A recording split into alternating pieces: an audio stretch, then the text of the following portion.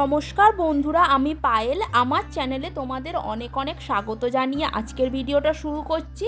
আজকে আমি তোমাদের সাথে শেয়ার করব কাতলা মাছের তেল ঝাল রেসিপি। তো তোমরা ভিডিওটা দেখতে থাকো, আশা করি তোমাদের ভালো লাগবে। এখানে দুটো 1 কিলো সাইজের কাতলা মাছ আছে। তো এগুলো আমার মা ভালোভাবে কেটে বেছে পরিষ্কার করে নেবে। আর ওই ছোটো মাছটা হচ্ছে মৃগেল মাছ। তো চলো মা মাছটা প্রথমে ভালোভাবে কেটে নিই।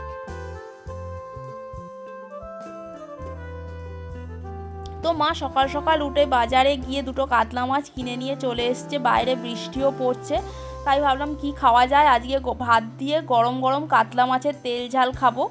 তো তোমরা ভিডিওটা দেখতে থাকো। তোমরা কারা কারা কাতলা মাছ খেতে ভালোবাসো কমেন্টে জানিও প্লিজ।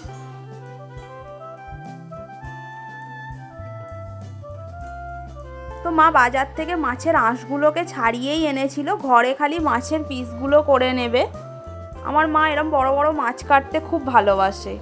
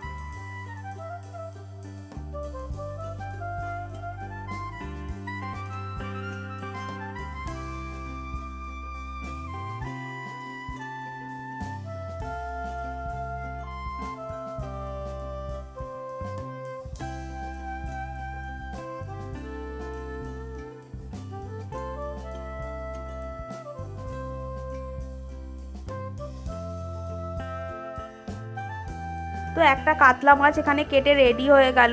এবার আর একটা কাতলা মাছ কেটে নেবে।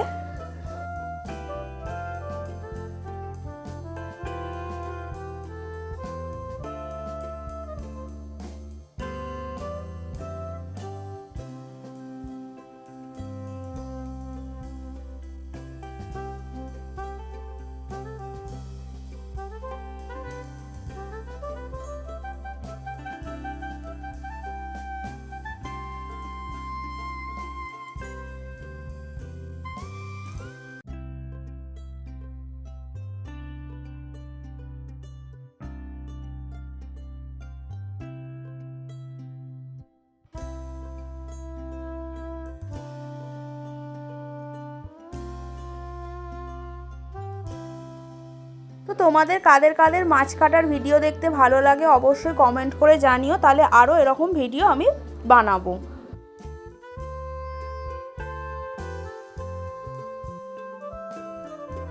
তো এখানে সব মাছ কাটা হয়ে গেছে। মা এগুলোকে নিয়ে গিয়ে ভালোভাবে ধুয়ে পরিষ্কার করে নিয়ে চলে আসুক, তারপর রান্নাটা শুরু করা যাবে।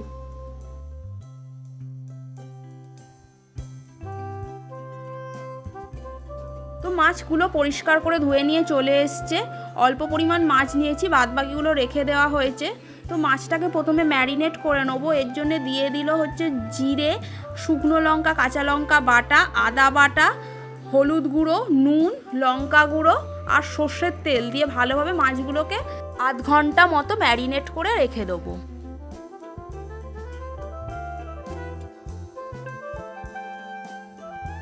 এবার কড়ার মধ্যে আমি খানিকটা পরিমাণ সর্ষের তেল দিয়ে দিলাম। ফোড়ন হিসেবে দিয়ে দিলাম গোটা সাদা জিরে, আর কালারের জন্য দিয়ে দিলাম অল্প পরিমাণ চিনি। দিয়ে ভালোভাবে তেলটাকে গরম করে নিয়েছি। এতে দিয়ে দিলাম কাঁচা পাকা লঙ্কা, দিয়ে ভালোভাবে নেড়ে চেড়ে নেবো। এবার দিয়ে দেবো কুচি করে রাখা টমেটোটা একটু ভালোভাবে নেড়ে চেড়ে ভেজে নেবো।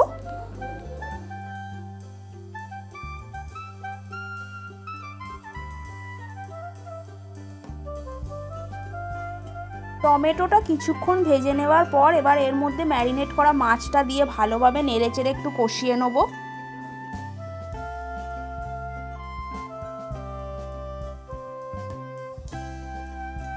মাছগুলো ভালোভাবে কষিয়ে নেওয়ার পর তো মাছের বাটি ধোয়া জলটার মধ্যে আমি একটু পাতিলেবুর রস নিংড়ে দিয়ে দিলাম, দিয়ে মাছের মধ্যে দিয়ে দিলাম। দিয়ে একটু পরিমাণ মতো জল দিয়ে দেবো মাছটা ফোটার জন্যে, ভালোভাবে সেদ্ধ হওয়ার জন্যে, দিয়ে ঢাকা দিয়ে দেবো।